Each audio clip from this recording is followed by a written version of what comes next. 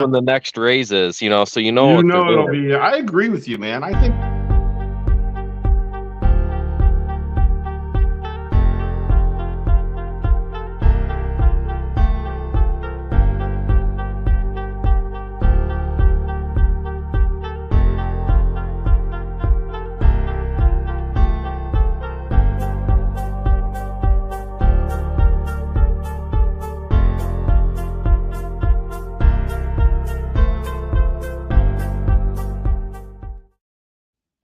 Hey guys, what's happening?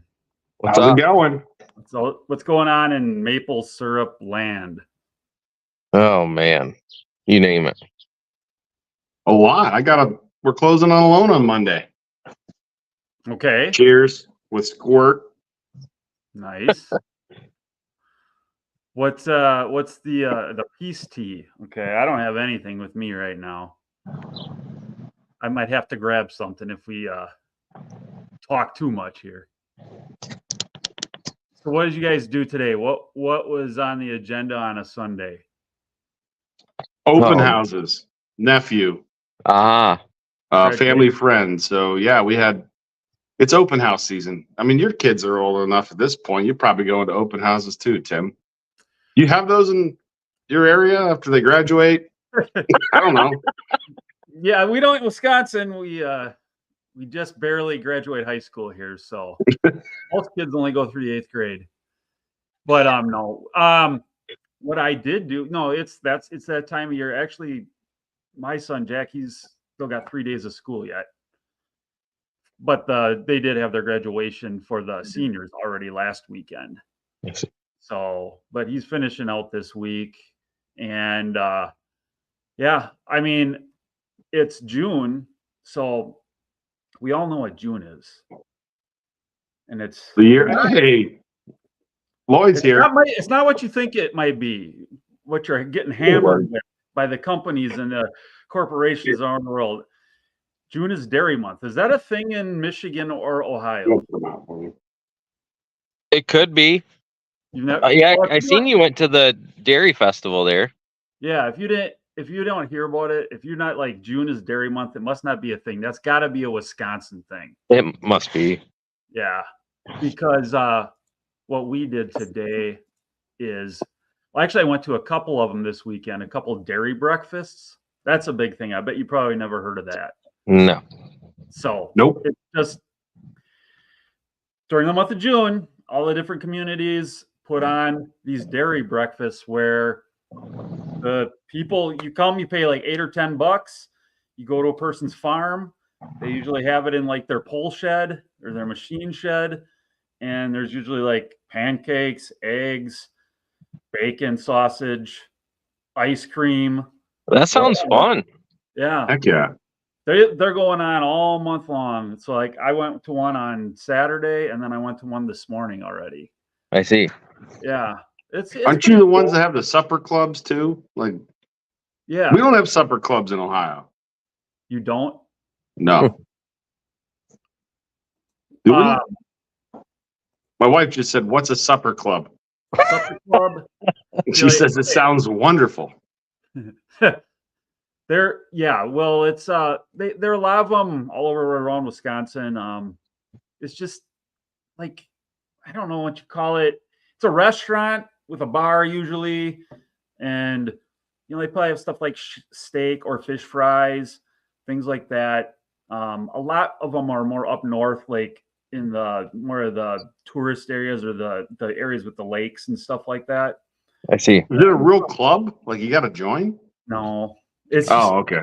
They call it supper clubs, but it's just like maybe a little bit like it's a sit-down restaurant with like a bar, and they serve like fish fries. Friday fish fries are big. You got supper clubs, David? Nice meal. It's a Wisconsin thing. I think that's a Wisconsin thing. Again. Yeah. But we got, what are they called? We got those like Moose Lodge things. Is that what that would be? Or is that different? No. No. Okay. No, we don't. We were at we had a little booth in the Dairy Fest. So Marshfield has a Dairy Fest And then Jack and I set this up. We tried to sell some cotton candy and stuff. It rained the first half of the day, so the weather wasn't awesome, but it picked up in the afternoon. Nice. Actually, I left him there with his friends, and then a couple of his other buddies came over, and then I came back when it was over, and we picked it up and took it back to the shop. I don't know if it's my phone that just doesn't have great sound. It's hard to hear you, Tim. Really? Yeah. Are you hearing them okay? Yeah, I think it's not coming through your laptop. I don't think it's going through that guy. It's not going through that mic. that's a little better. Let me see. I'm gonna see if maybe I've got. That's a lot better, Tim. Whatever you did there, for me it is. For me, it's louder. Yeah. People will forgive a lot of things, like my ugly face. They'll watch. They just don't forgive sound. Got to have good audio. Yeah, audio's everything. Right. So no, I mean, yeah, we did a couple dairy breakfasts. We were set up at that Dairy Fest. Yeah, I don't know. That's what I did. Very cool. My weekend was full of travels and stuff like that, and I got back home late and kind of slept in a little bit this morning and did a little bit of running around. And are you allowed to talk about your Kentucky trip yet? No, I don't think so. Why? Just because. I mean, it's going to be pretty cool when it comes out, though. You I guess told the I'll just say producers you won't. There's a good chance somebody could see my products on the Discovery Channel coming up. We'll leave it at that. And you can't say anything. How did you do that? Huh? How'd you do that? I don't know. Just They stuff found happens. you, huh? Pretty much. Wow. Networking, I guess. I don't know. My wife just scolded me. She said he doesn't want to talk about it. It's fine. Right. It's fine. We It's should pretty get my cool. wife on here. It'd be funny. It'll be pretty cool. Yeah. Why don't you come over here? So we're not supposed to know anything about this right now. I don't know. It's out of respect. We'll just leave it at that. Okay. You know. Well, what would happen if you said something? More people would tune in. I mean, that would be awful. Like, what's the downside? Yeah, I don't know. Did you sign anything? No, not really. There's a good chance that you'll see my syrup on Moonshiners on the Discovery Channel. Wow, you pulled it out of him now. There's a good chance. We'll leave it at that. Listen, for the 5 people watching, like, Right. what are we at, Tim? We got numbers? It is out. Hold on, guys. We're up to I think 30 right now. 9 Eastern's good for me because it's dark out. Yeah. Okay. It's still lighter out in Michigan. Dude, it's 9 Eastern. That would be 8. Well, it is. You are 9 Eastern. Yeah, like it's a good time for me, but I imagine it's more people are still coming in from outside in the Central Time. Yeah. Well, yeah. 9 Central is not good for me because I'm getting ready to wind down and go to bed. Yeah. I had enough of it by that time. Oh man. Nice. So yeah, here's a dairy breakfast. This was at the farm we were at. I mean, it doesn't show you a whole lot, but the kids were with me, so. Now, did you host a breakfast? No. Oh yeah, that's something I could bring up. We did not. No, we went to one but we are going to do it next year actually. Oh. For the Granton. I think it's my phone. I think we're going to do it. We've been getting bugged to do it for a couple years now. And I think the plan is that we're going to host it next year. That'd be cool. Yeah. What's all going to be entailed with that then? Like basically on this one, the one we went to today, it was the Granton FFA alumni. So that's a very small town west of Marshfield. That's actually where I went to high school when I grew up out there in the country. Really small high school, one of the smaller high schools in the state of Wisconsin. And anyway, but they've always had a very, very strong FFA program.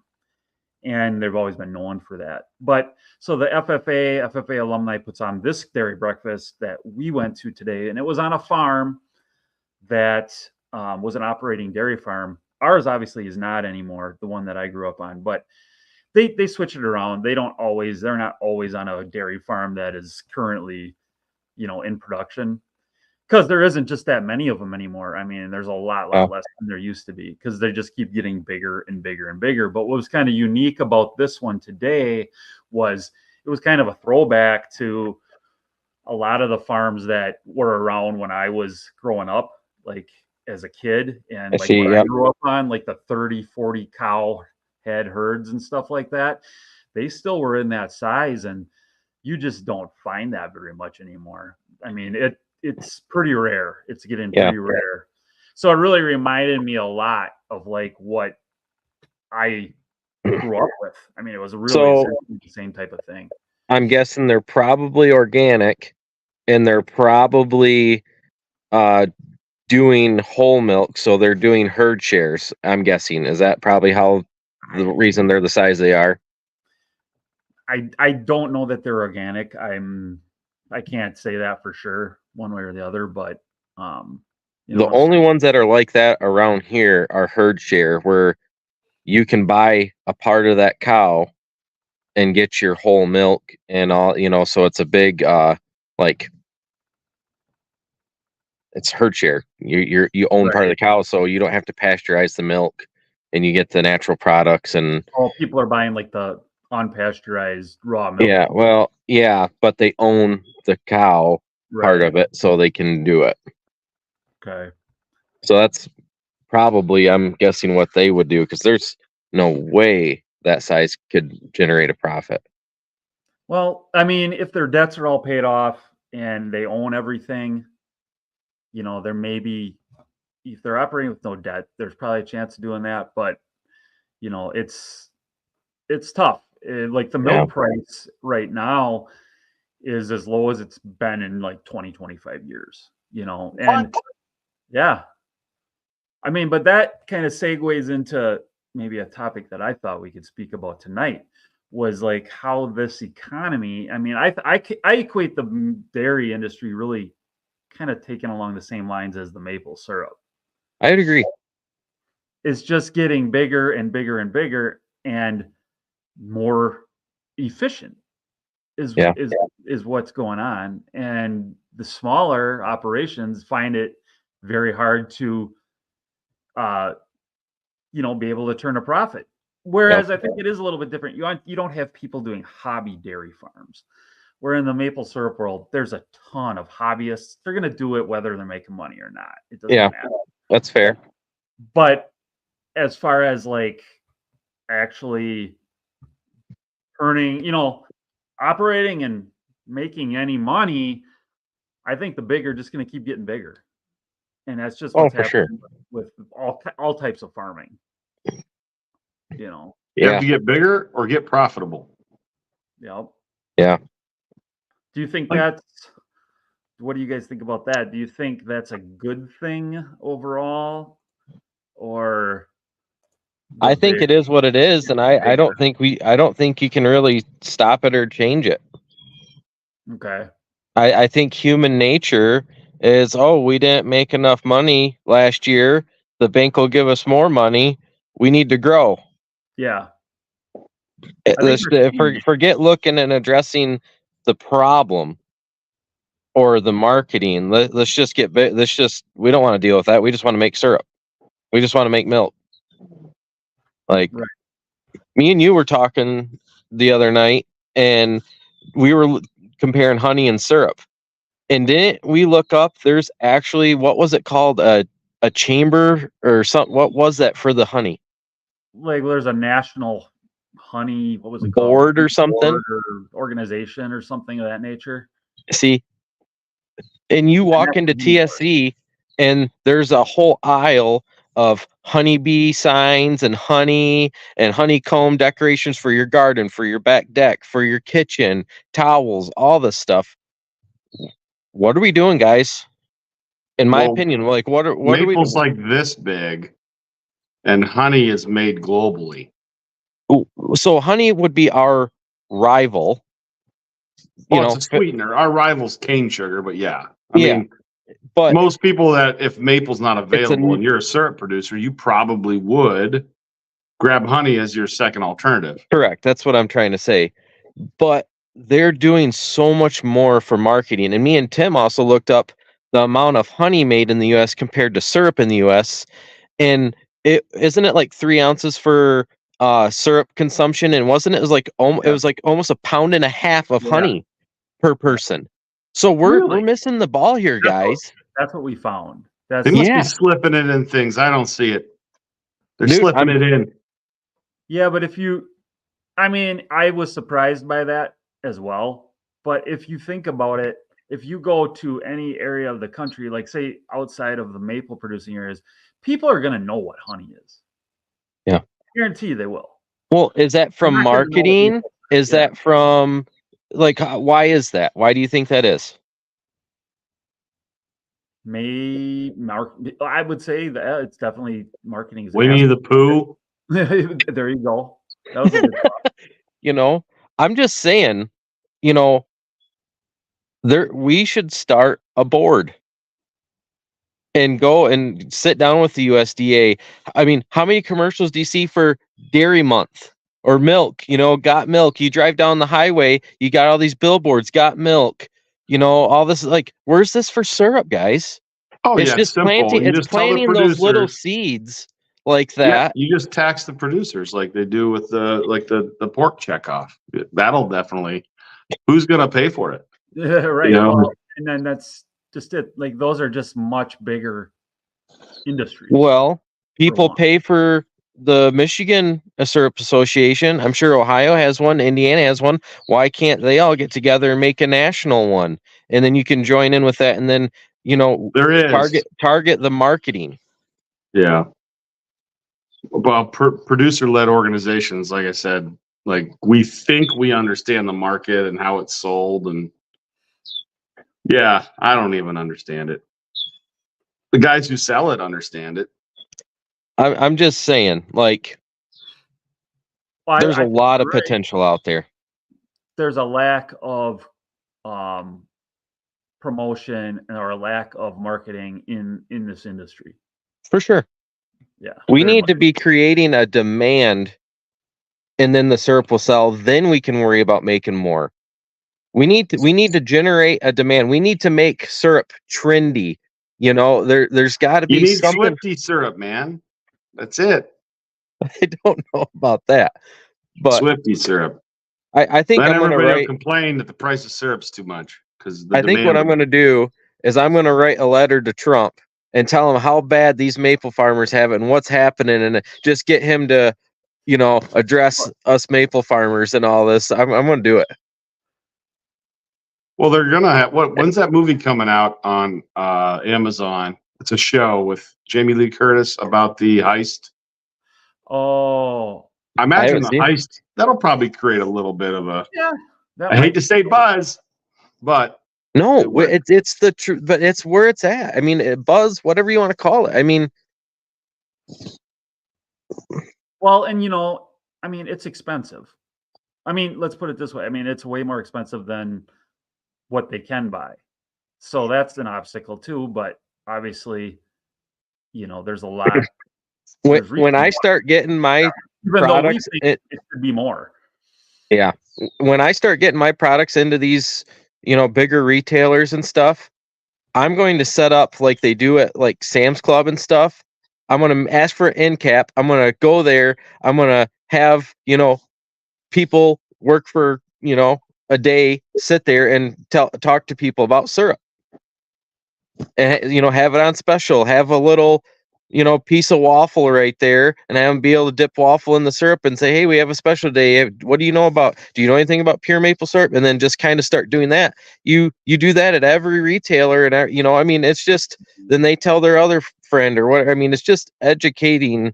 It's little stuff like that will, But if you stayed the night in the store and made a video, like, how they used to do, I don't know, my kids are watching videos of people like making forks in Walmart. These Yeah, Me- surviving on guys maple on syrup. YouTube. Listen, if you go to jail and there's a maple syrup, like it'll help. Me and a friend did that in high school. You stayed the night in I forgot, you're a youngin'. We did a Best Buy. Did you? You were doing Yeah. this Oh, we well still got before caught. the- We only made it like an hour and a half into it after it was closed. It was the giggling. It was the giggling. No, I'm pretty sure it's the motion detectors. Like, what was the plan? Hey, let's get the Xbox. No, the Let's plan do it. was like, oh, we just didn't know it closed. We were busy checking out these video games because that's when you could actually play games. That Yeah. was our thing. They totally believed it too. But you did actually try to stay We overnight. tried, yeah. Wow, you had that idea long before these stupid YouTubers. Oh, yeah. I'm also the one that jumped on a train too. Yeah. Small Yep. town, nothing to Dave. do. Hello, guys. I'm late for the talk. Better late than never. Dave, you're spot on. I do this with one of my local producers. I have a stand and promote syrup and have French toast sticks and hand them out. There you go. There you go. So that picture you sent Tim and I today of the sugar-free maple syrup, where was that? I got that. That was on the Maple chat on Facebook. Are you serious? Yes. I want to get my hands on some of that. Oh man, I don't know, but it Somebody looks like a send me Walmart some tag. of that, wherever it was. It looks like a Walmart tag. Does it? Yeah. Sugar-free maple. Not really. Syrup. Yeah. Yeah. As soon as I saw sugar-free, I'm like, But wait a second here. Let's be fair. Did you see the price for 12 ounces? $14? Yeah, $14.95, I think it was. Mm-hmm. What's that mean? That's a pharmaceutical, man. That's not even like. Yeah, no. But that's what I'm saying. If you could get your quart of pure on the shelf right next to it for that or $1 more. Well, now here we've got a comment. Hop City says we need to market the health benefits and switching syrup into all of your customers' food. Correct. Now let me play the devil's advocate here. That it sounds great. I mean, it sounds great, but again, we're going to deal with the issues of costs because the consumer. I mean, let's be honest here. So this ask for grants. This ask for, like, that's what I'm saying. When you get to this national level and you start talking to your senator and you go to all this, like, say, hey, we need help. This is a natural product. This is an agricultural product, and we're not getting the assistance or the marketing that we need for this. Like, we need some help here, and just see where it goes. Like, well, but let's put it this way. Let me give you an argument that what will happen is if it were to you do something like that, the consumer wants everything cheap. That's why Walmart's full of stuff from China. that's why we need to educate and build the value. Okay, so if they want everything cheap, then you're gonna let's say subsidize it with the government. Then all that's going to do is bring in bigger and bigger and bigger corporations to do it, to milk that, and everything's going to get bigger and bigger and bigger, and yet it probably will get a little bit cheaper, and then we're just doing the same thing that everything else is doing and actually hurting the economy of the U.S. in the long run. Maybe the success of the maple industry is because the government's not really involved. Not that much, comparatively speaking. To Yeah, I mean, it really products. Worst thing that could happen is you get some fermented maple syrup that's turned into vinegar, but there's no health risk. Yeah. Right. All the inspectors are busy with, peanut butter factories and shellfish. Yeah, I don't know. I feel like it's almost being suppressed on purpose sometimes, looking at things. Well, I would, I mean, I don't know. I just think anytime we get... Well, we all think we're really efficient. We all think we're really efficient. I think the Packers think they're as efficient as they could be. I think the farmers think they're as efficient as they could be. And the truth is, it's impossible it's impossible. How could you be doing everything perfect? And just the idea that you think you are, that's even scarier, right? Like, yeah, there's always something that can be improved. And I've noticed that like everybody thinks they're doing the best that they possibly can. And you really don't find out how good you're doing until things get tough. You really don't know, you know. No one changes until the pain of not changing is greater than the pain of changing. And all of us, like, there's no need, until all of a sudden they add 7 million taps, and the price of, syrup goes down. And then we're all looking for, a reason. But the truth is some people will get more efficient. Some will just say, this is an unfair playing field. Like, which ones do you think will still be around? The ones that, are fighters? Like, they're just not going to stop. No. They're going to convince banks to give them loans they shouldn't.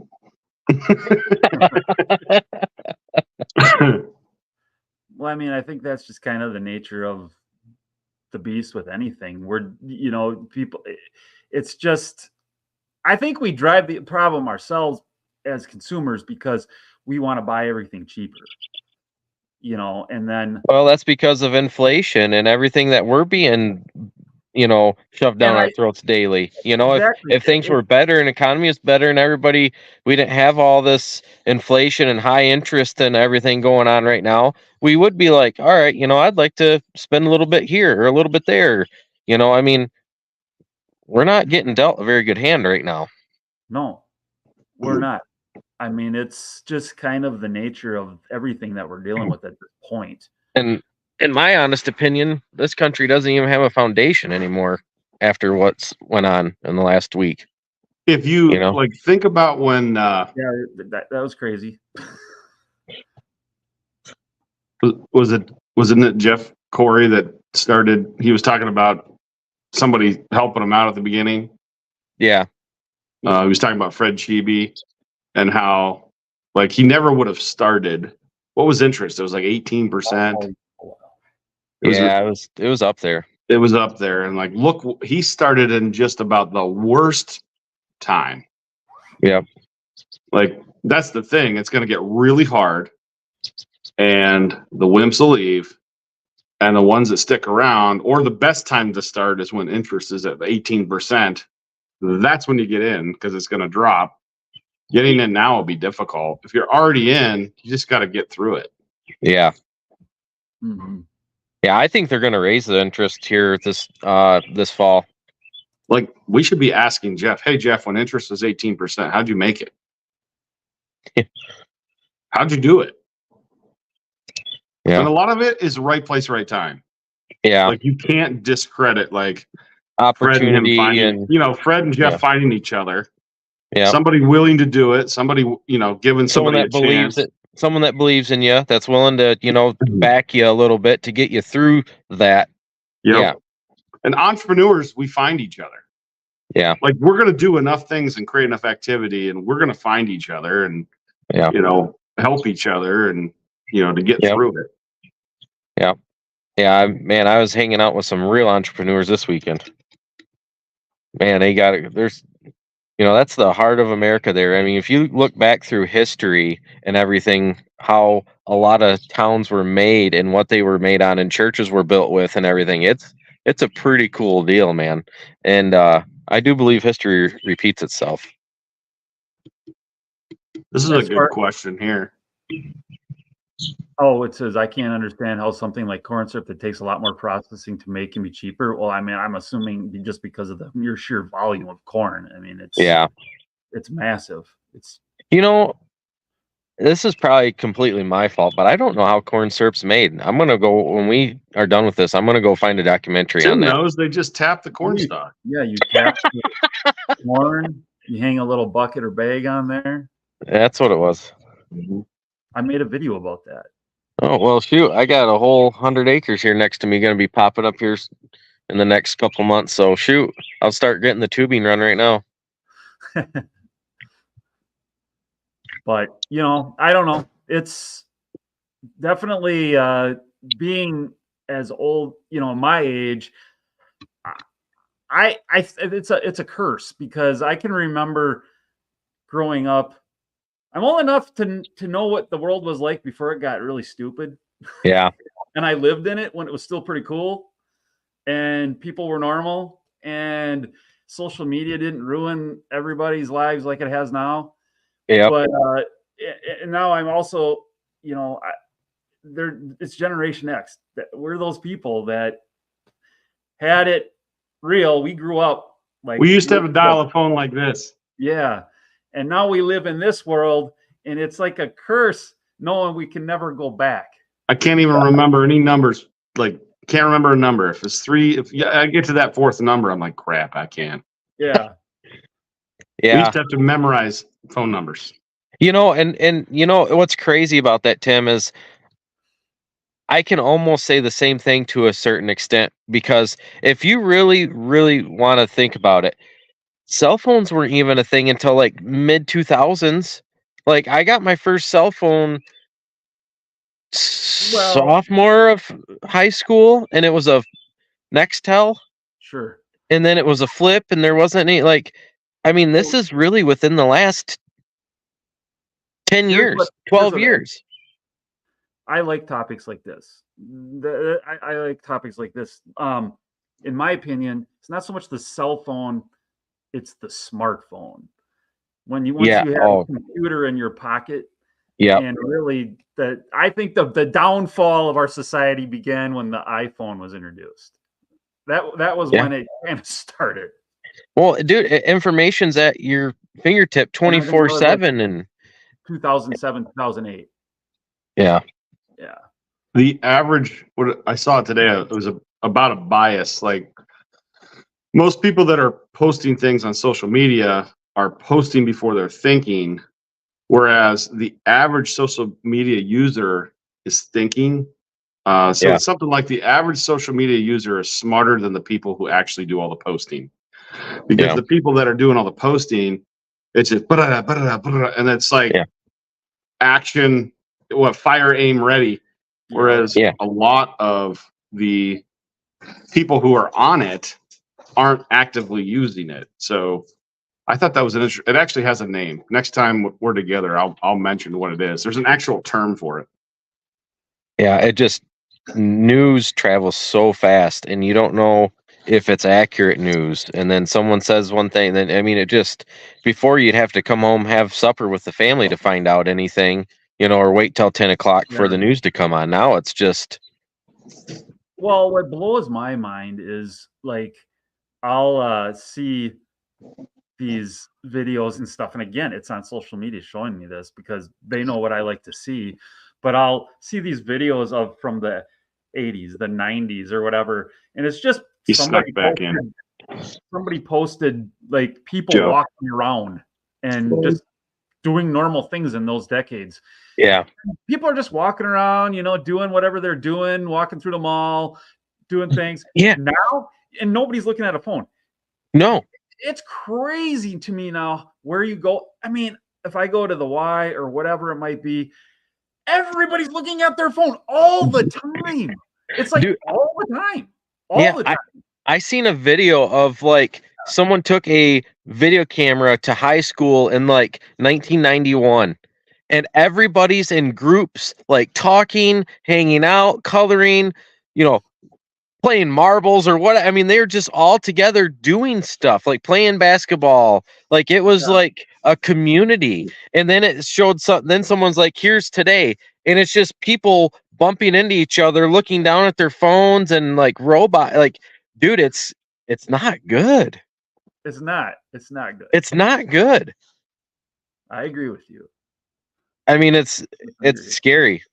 And then now you add AI on top of it now and all that. Like, I'm waiting for the first AI thing to happen where it gets out there and everyone thinks it's real, and there causes a mass panic. And then, like, I'm waiting for it. It's gonna happen. It has to. Well, and that's, AI. Yeah. You talk. Man, it's getting dark out here. I might have to move inside. You won't even. Oh, we can see it fine. Can you? Oh yeah. Yeah. That pale skinny ears just reflects the starlight. Oh, You're lucky we're on live, Nate. It's amazing. It's like night vision goggles. Just needs a little bit of light to reflect. Yeah, thanks. Oh. But no, dude, I would give anything to have been to be 16 in 1986, 85, somewhere in there, when you could, like, everybody was driving late 70s, early 80s pickups to school on 44s with KC daylighters and 6 roll bars and 12 shocks and going out, 2-track and then getting stuck in the field and having to, drive it to school back on Monday. Like, I would have loved to live through those days, because those days will never come back. When did Those the Big trucks, Red come out? When did the Honda Big Red come out? Was that in 85? the 80s? About the same time? Yeah, 85, I think. 84. right around in there. Big Red. Was it a 250? What was a Big Red? 250. So, fun story, my uncle was the first one he put in the order, was the first one to get one in Central Michigan. The people came from like tri-counties around to watch it get unloaded off the truck at the dealership in Lansing, and he literally got it, did like a couple wheelies around the parking lot with it, and everyone's like, holy crap, and then took off, then got into like some police chase with it and stuff, and it was good times. That's very epic. Running from the police on a freeway. But it was the first one to Lansing, Michigan. He had it was a 250R 3-wheeler. That's crazy. I don't know. Here, Nate, we got a question for you. What about supply management in Maple? More government. I mean, it's a government enforced program in Quebec, which gives us stability. But I'm a strong believer that eventually the government will screw up anything it manages. Yeah. It'll actually have the opposite of the intent. Right. The intent's always good. The intention is good. We want stability. But I believe in what Milton Friedman says. He says, if you put the federal government in charge of the Sahara Desert, they will run out of sand in 3 years. Like, it's just, who are these angels you're going to get to come in here who have no self-interest and like, well, all of a sudden you're in government, you're just infallible? Like, no, that the same dirty, rotten people that are, in charge of, the boogeyman, right? This $1 billion 1%ers, like, they're in the government too. Like, why do we think that enterprise is where all the evil people are? It's like, no. Yeah. I don't know. Vince chimes in for you there, David. He says the 80s were freaking awesome. I had a buddy with the 82 Bronco 3-speed manual. We absolutely killed it in the woods. Yes. See, that's exactly what I'm talking about right there. I mean, I guess today, like going back to my old high school area and stuff, was there's pockets of it. There aren't very many kids like that left. I will say that's not completely gone, but if you have some real strong, like true straight up farm kids, and I know of some that are still out there, like the farm next to my parents' place, the kids on that farm, those are some farm kids. Yeah. And I mean, they are still like throwbacks to the kids back in the 80s and 90s. Like, they know how to do everything. They're not, pretty much helpless. Yeah. I mean, they're out there, but it's not normal anymore. No. Then it was normal. Now it's, yeah. Right. Yeah, it's still out there, but it's very, very, it's dwindling and it's going away. I mean, could you imagine your everyday drive to work? You're just seeing 73 Ford Mustangs, 70 Challengers, I mean, could you imagine that? How cool that would be? Well, I mean, when I was in high school, we had kids that would come to school with rifles in the back of the truck. Yeah. Me too, yeah. That happened to me. Luckily, my principal knew me and everything. I went out turkey hunting and forgot about it. And then I got to school, and then in my first class, I was like, "Oh crap!" And I was like, "I gotta go to the bathroom." So I went to the bathroom, and went into the principal's office. I told him, I was like, "Dude, I went turkey hunting," and he was like, "All right, I'm gonna call Steve. Where's your keys?" I gave him my keys to my truck and went back to class. And then when I went to go to lunch, I went back down there, and they had the school cop go out there, grab it, and just run it, take it back, and set it inside my house for me. But like, if that was to happen now, I'd be on the news. Oh yeah, I mean, it's just ridiculous. it is crazy. It's crazy. Yeah, it hasn't helped, has it? A bunch of country kids with guns in the back of their trucks, sitting in the window. We took that away. I don't think that's helped anything, do you? Yeah, I mean, think how many mass shootings and all the stuff that happened then. I mean, come on, guys. Like, it just wasn't a thing. It's this technology. Hi, beautiful girl. Hi, Abigail. Hi, Nate. How you doing? There's Tim. Good. Say hey, Hey, Maple Tim. dude. Hi, Tim. Hello. This is a good question. Yeah, I don't know. I think the Federation has put stability so Americans can invest. The U.S. producers are able to Yeah. invest with some stability. I mean, the U.S. has more maple trees. Like, I think the state of New York, I think your two states and the state of New York each can produce more syrup than Quebec with the amount of maple Potential. sugar maples, right? Like, if you look at it on Yeah. a map, the amount of trees in Wisconsin, Michigan, and the state of New York, the U.S. could just, like it was in the 1860s, the U.S. was superior as far as maple production. Yeah. I think the cost of production, our land is so expensive. Oh man. Whereas in Canada, they can rent crown land, which is like, I don't know, $45 a hectare, which is like 2.4 acres, and there's 130 taps an acre, or something ridiculous. What's your tap lease? 15 cents a tree? Like, Yeah. we're not going to be able to compete with that. How No. can anybody compete with somebody who gets land for 15 cents a tap?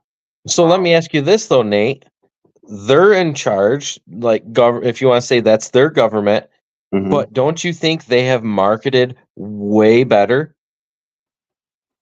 The United States consumes 70% of the world's maple syrup, and Canada produces 70% of the world's maple syrup. We are the consumers. Like, the United States is See, and bringing I Canadian thought syrup in. when I read a paper, it was saying they do a lot of shipping. They Oh, ship they do overseas. internationally, you mean? Yeah, that's what Oh, I'm saying. Do you they're think the they've ones done a creating better job markets at that?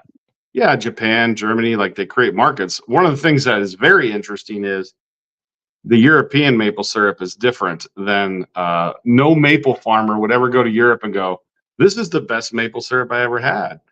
Because a lot of the syrup that's shoved overseas is inferior. And this is a true story. I have a friend who is trying to get some business in Europe, and he shipped them some samples, and they said, this is too good. It's like, what do you mean? If I put this on the shelf, everybody will know that I've been selling them crap for 15 years. I can't take this.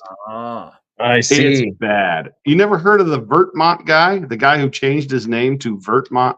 He changed his name to Vermont, and then they made him change it to Vermont, Vertmont. This guy's still alive. He's over in like Finland or something. Really? And yeah, he's selling Vermont maple syrup. And it's like, you talk about quality standards, and like, who in Europe knows what good maple syrup tastes like? They don't. They don't. They don't. I mean, yeah. This is the best example I could ever give you. My wife, we were dating, and I said, hey, try this cheese Danish. She's like, no. Like, what do you mean? You've never had, this is fresh made. She's like, no. It's like, I've had cheese Danishes. My dad would go down to, what was it, Metz Bakery? And he'd buy the 2-week-old Danishes and bring them home, and then we would eat them, and they were like hard as a rock. I'm like, that's not a Danish. This is a Danish. Try to convince somebody. What do they say? That's had a bad experience. Yeah. Yeah, it's easier to fool somebody than to convince somebody they're being fooled. Yeah. Right. You know who I said would that? say- No, I Mark don't. Twain. Nice. What's that saying? The question there? We don't need for her. They That don't. was Yeah. yeah, that was the previous. I don't know. Like I don't know. Like I think that yeah. The US Costco sales is equal to what the US makes. Yeah. Like I think David and Bruce figure there's 6 million gallons of syrup made in the United States. 4.5 of it's reported, and Costco sells 4 million gallons of maple syrup a year. Really? Yeah. So For Costco alone, $12 a quart, right? I thought it was like 14. I have no idea. Did it go up? It was Right like now, $12.99. just so you know, Canadian syrup is more expensive than US syrup right now. I don't know that I'm sure it's happened, but this is the first time I remember Canadian syrup being more money than US syrup. But Yeah. it's hard to get the truth because it's like people post like what the farmers make, and then somebody said, well, there's like 16 to 20 cents of marketing fees. Mhm. I mean, this is what happens to a lot of what do they call it? Co-ops, right? So you'll have this great idea, everybody works together, and eventually the co-ops, they just that's too much work. Let's hire more people. That's too much work. Let's hire more people. And pretty soon, there's so many people in the dole that they tell the farmers, we can't pay you as much. We had to do marketing. So, and then slowly but surely, I mean, they're competing in these industries where there's super giant farms and ag, and you know how these co-ops compete. I think the farmers just take it. What option what do they other have? choice A do lot they of these really dairy have? people, a lot of the dairies, don't they only have like one option?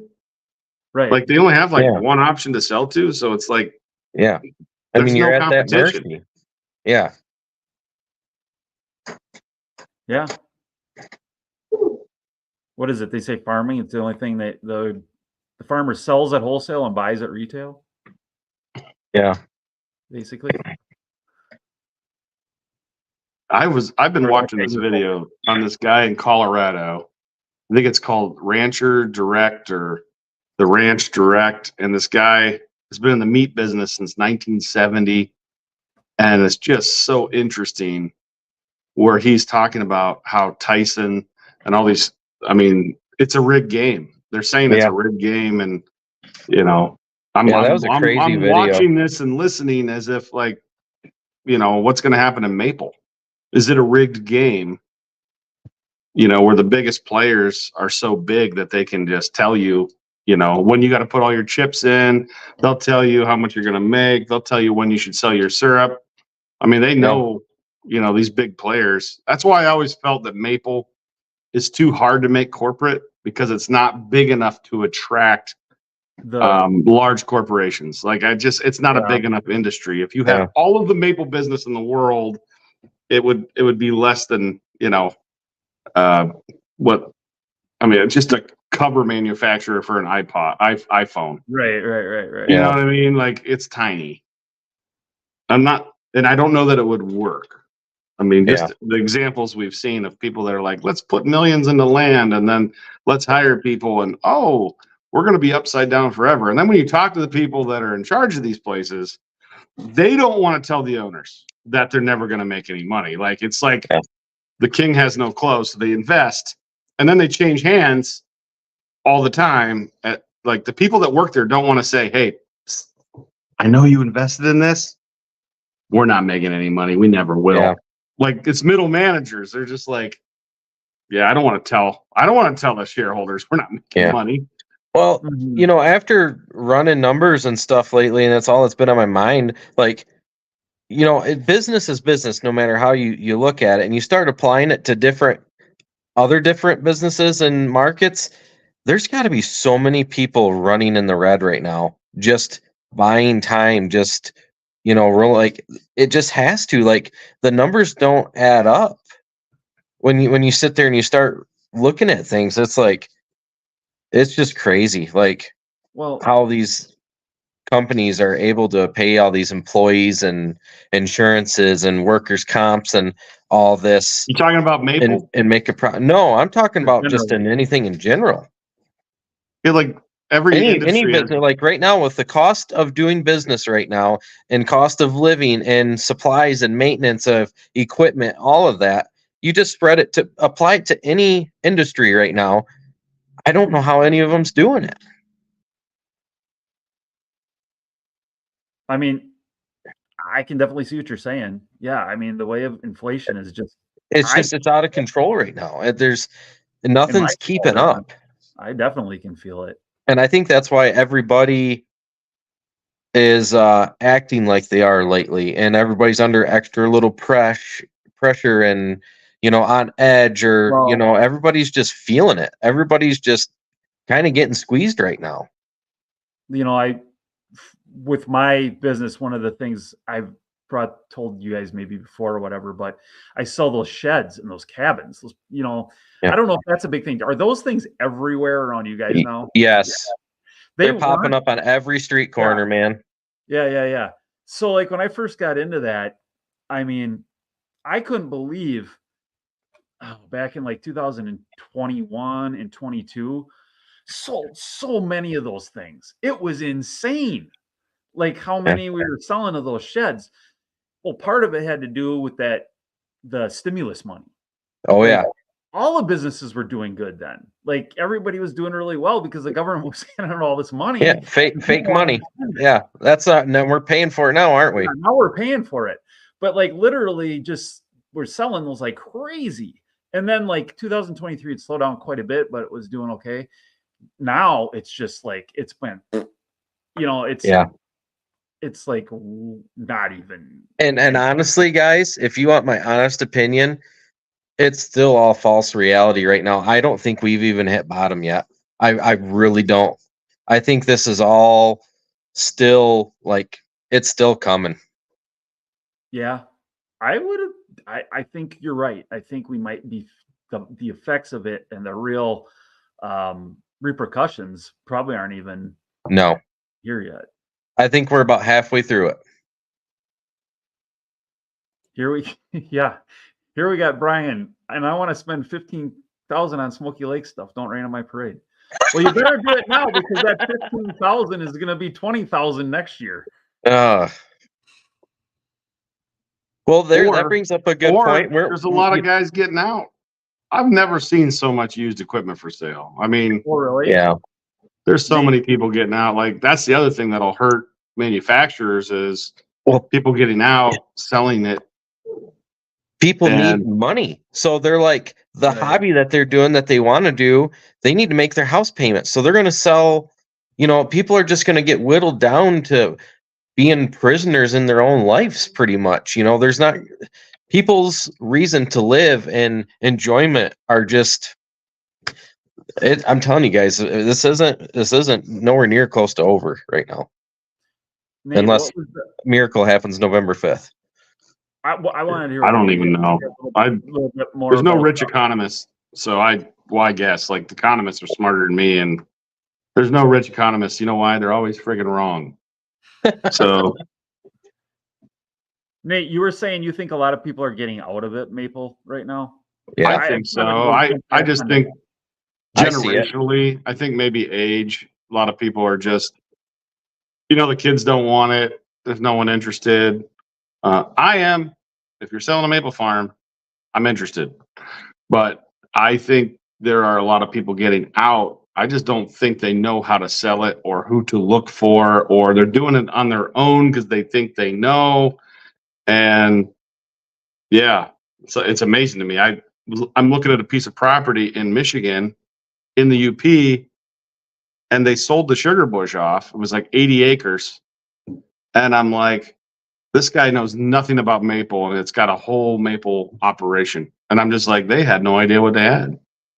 And it's like, there's another 600 acres or 800 acres behind it, but they sold that sugar bush, and it's like, they didn't ask a maple person, Yeah.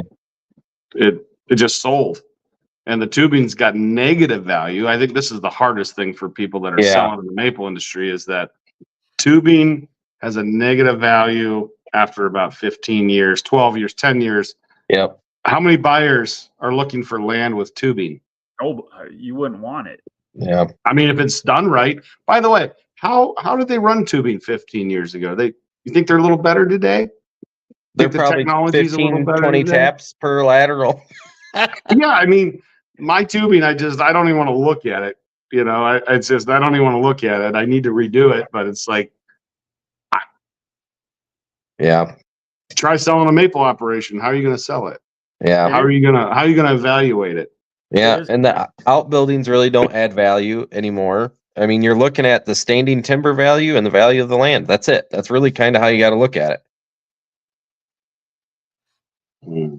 Yeah, that tubing is really, that's a good point. I mean, you can spend all this fortune putting it up and everything like that, and it's only worth anything to you for harvesting the sap. After that, the next guy who comes along, and even if they want to use it for maple, I mean, they can pick it apart and say, you know, well, it's getting old. I think being a realtor would be a tough business. Like people have a lot of opinions on what their things are worth, and you know, this is how you know they know they're even lying to themselves. You could say, listen, man, let's get it appraised, and for whatever number it comes out, I'll pay you that. Well, no. Why not? Because I might get screwed. You know, how about we do 3 and average them? Like, you know, do you want to sell it, or are you trying to get rich on something you're never going to sell? It's very interesting how people think and sell things. Well, I don't know how, with the current land prices and stuff in general, how anybody would buy a maple, even a turnkey maple operation, and make it profitable. You can't. I mean, I don't think you can, Tim. I don't. I think you can. I think they're out there. I think it would have to be. By the way, this is the time you want to buy one. Why does everybody want to freaking get out when it's hard? This is when you should be buying. Like, I think Warren Buffett says it. Interest rates are high now, though. Interest rates are high, and land. The thing is, interest rates are high and land prices are still high. You want to wait for the land values to drop, then buy. You know, if you're talking about just syrup, that's one thing, Nate. But like, if you're looking at purchasing, it's not a good time to buy. No, I'm looking at, like, when do people get into hogs, like buying feeder pigs? Oh, they get in when the price of pork's up. Yeah. And then as soon as, everybody gets in. No, I see what you're saying. I see what you're saying. By the way, you got to do exactly the opposite of what everybody else does. Correct. That's the thing. You should sell before you think you should, and you should buy. You should be fearful when others are confident, and be confident when others are fearful. I'm hearing a lot of fear. Oh, yeah, okay, everybody's fearful. I'm going to go full bore and do the opposite of everybody else. That's just me, because... No, I get that. I do.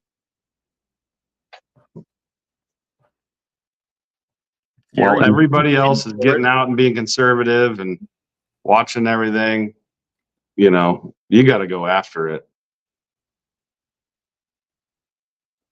Who's paying for it? Us, the middle class. Yeah.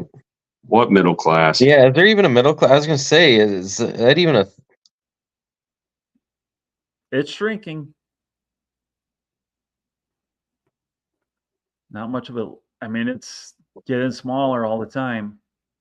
Like, what do they say? Like, I mean, I know it's a long time, but I see this comparison a lot. Like 1980 versus today, you could pay for a house with, like, your, I don't quote me on these, but it was something like your salary in 2 years. Like, whatever you made in a year, the value of the house is about 2 years of that. Now it's like 8 times that or something.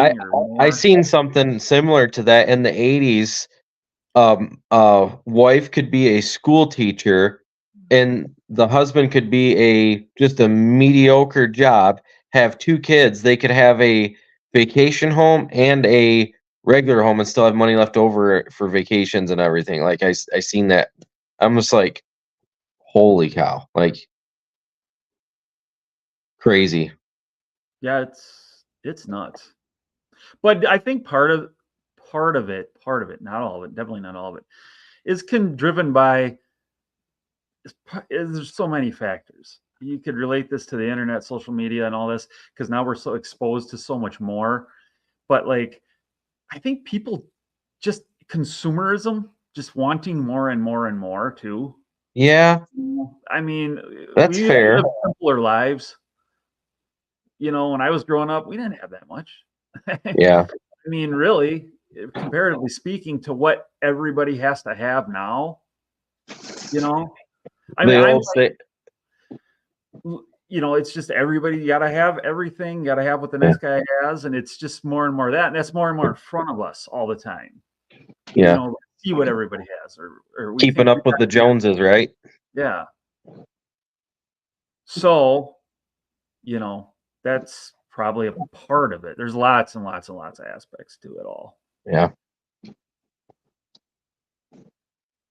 So, but I don't know if we're going to solve it all tonight.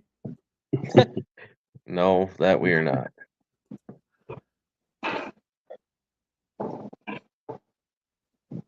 Vince says banks don't like financing raw land, at least where he is at.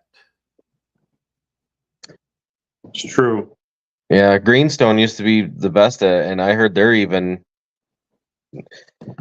a lot of lenders are tightening up too, and that makes you wonder if they know something we don't.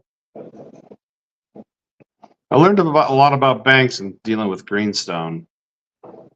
I learned a lot. If you have a loan with them, I think you're like vested with them or something, and they give you a check at the end of the year. Yeah, it's the Or something. 13th check, I think is what they call it. Is it? It's equal to like a monthly payment. I see. Because you're an owner, it's a co-op. I see. Yeah. Is this syrup politics? I guess. It is. I guess. How much we're so certain of is probably, you know, we don't really know. No. Well, We think we do. coming We're up. passionate about it, but the more I know, the more I realize I don't know. I'm not certain about anything. Things are only going to get more crazy. I think so.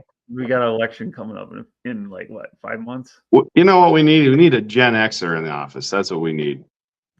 Somebody who didn't have seatbelts growing up, right? We rode in the back of pickup trucks, used a rotary phone.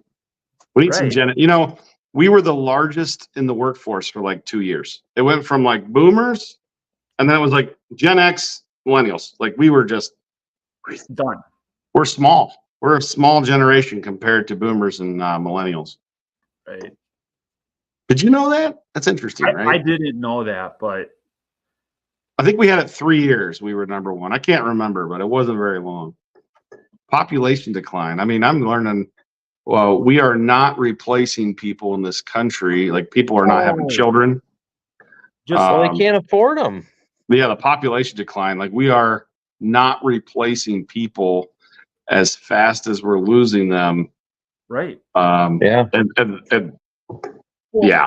What's crazy is you don't even hear people talk about that very much, except a few people like Elon Musk talks about it quite a bit. The population implosion, like the population drop. We probably won't see it in our lifetime so much, but well, like we're seeing it now with people in trades, like skilled labor. But I'm talking like just sheer number drop. You know, well, hey guys, it's all handled. Biden just fixed that. He had the open borders, and think about all the millions of people coming in. We're set. We're problem solved. That's probably the only reason we're not seeing the big decline in population is it's being offset. It is. That's what I'm getting. I'm not. Every dairy farm, like there's a lot of foreign labor, but the wages in China and Mexico are going up too. So people are coming through Mexico and they're going, "This ain't bad.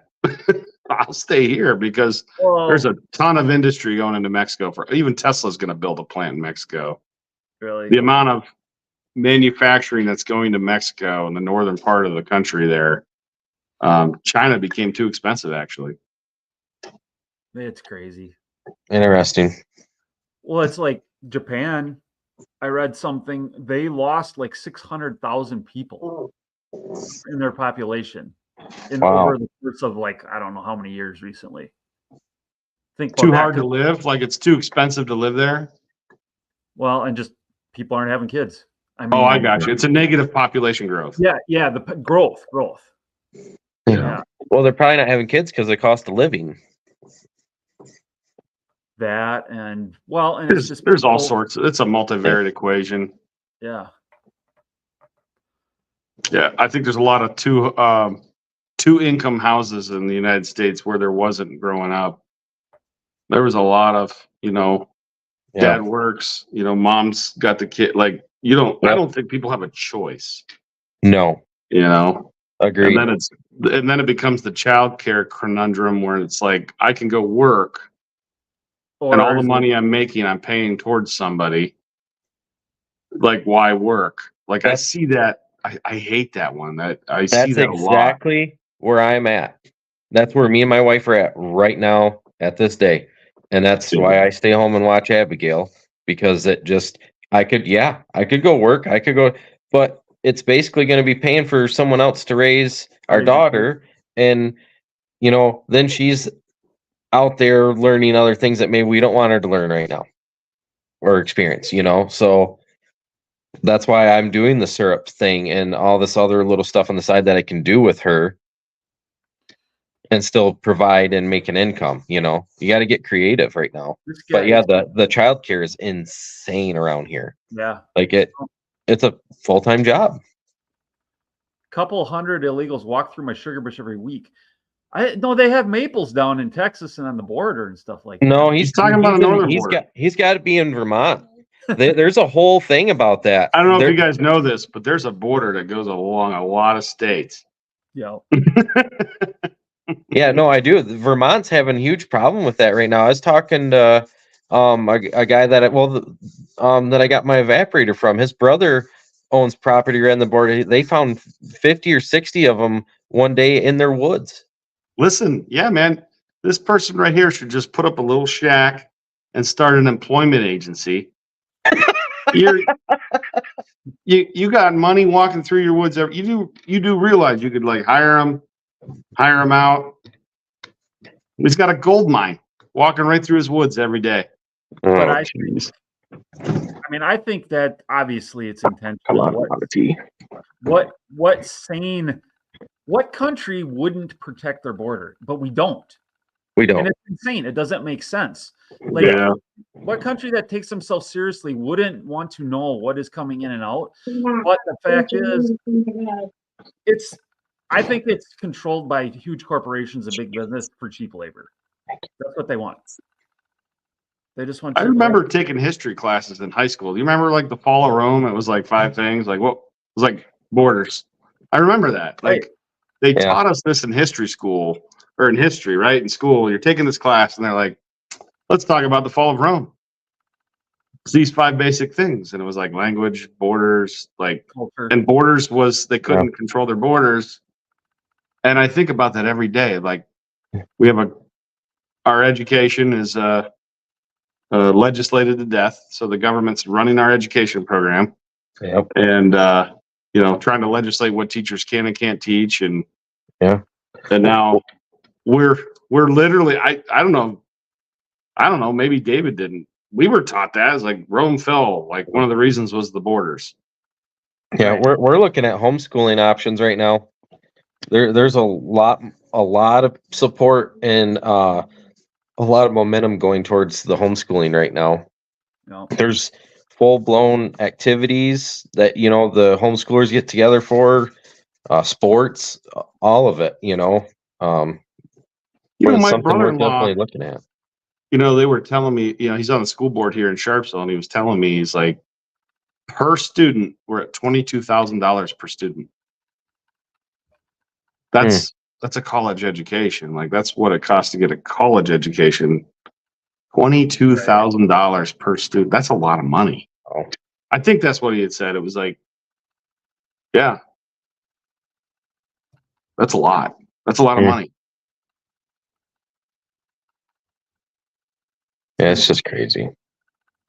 If you got to keep that $22,000, could you do it better? Oh, from what I'm seeing and hearing and talking to other parents right now, I would think so. With the programs that are available that you can purchase, yeah, I think so. The most dangerous thing, though, is just being around people that think exactly like you, and that's it. I mean, in my opinion, like I think I have this conversation a lot. My wife's a school teacher, and of course, pros and cons. And I'm always like, what you think at 18, like I'd rather have them deal with the people when the stakes are lower, like the people that are going to lie, cheat, and steal. I'd like my kids to see who they should be friends with early on. Like I never control my kids' friends, never, because I want them to figure it out now, early on. You don't want your kids at 18 going to college. Like you already need those skills to understand, manipulation, right? Like I think it's a pro to understand the manipulation. Correct, but homeschooling isn't like sitting at home anymore, Nate. It's I you get understand. together with big groups and daily. It's a almost daily thing. Like, Sure. All your curriculum's just kind of done here. Yep. And you can actually teach them stuff that matters, like how to balance a checkbook. Real life skills. Yeah, like home ec and shop class should be the number one like classes in public schools, if we're honest. I think we should all just stop paying taxes and defund all these idiots that aren't working for us. Well, there's a book about that. It's fiction. It's called Atlas Shrugged. It's where half of the country goes on strike and basically says, yeah, we're done. I'm done supporting the other half of the country. This was probably written in the 30s by Ayn Rand, and she was from Russia, but she wrote a book called Atlas Shrugged, and it was about how half the country goes on strike and the other half is like, what the frick? It's like, yeah, we're just kind of done. Yeah, I've heard about that book many, many times. I've actually never read it. But no, dude, it's like I won't even read it. It's this thick. Yeah. I mean, you if you watch the movies, hard. Like the movie's hard to watch. Okay. So if you ever see somebody that says, "Who is John Galt?" That is a line from Atlas Shrugged. There's like characters. It's interesting, but it was all theory that half of the country is kind of tired of supporting the other half. Sure. Yeah. And they go live in the mountains of Colorado, of all places. Well, there's wolves there now, so that ain't gonna work. I think we already are there. Like, I don't know how much we're taxed. Like, you take after-tax dollars from your job, and then you got to pay your taxes on your property, and then you have to go put gasoline in your vehicle. Everything's, you're taxed multiple times. I think we don't even keep half. Oh, yeah. You think about taxes on your fuel. There's taxes on your phone. There's taxes on everything. Yeah. Let it open there. Dave asked if I sold all my maple cotton candy on the mean streets on Saturday. We didn't. It wasn't as good a day as I would have hoped for. It rained half the day. So yeah, it keeps people home, don't it? Yeah, it rained. Can't do anything about that. No. Cotton candy gets soggy. Gets a little sticky. What's your shelf life in those tubs, Tim? About 3 months. Okay. The tubs I bought, I'm gonna have to switch a different brand and go with like what you have, because that's what I was expecting, and for some reason they're not sealing tight enough and air's getting in. Okay. And it's this cotton candy is like shrinking down like it's in a vacuum seal. Yeah. So I'm not happy about that. I'm gonna have to get a different brand of tub. I think Damien at Shaver Hill gets it from Birch Bottle. Birch Bottle. Birch Bottle, yeah, New York. That's where he gets his tubs. I was asking him the same thing. Yeah. The ones I have they're like 85 ounce are called. Yeah. Okay. So that's if you're looking for that, that's probably what you'd be specifically. Yeah, it's got the tamper-proof lid on it. Yeah. Yeah. And those are getting, just speaking of inflation, those are like $1.15 a piece, aren't they? they're getting expensive. What? Yeah. I believe they are close. $1.20, $1.15. I have Dang. to look up what they're costing now, but yeah, where I get mine out of is a place called Midway Container in the Twin Cities in Minneapolis. And you always get a letter from them. We are raising the price on, every so often. Yeah. For the stuff that you buy from them.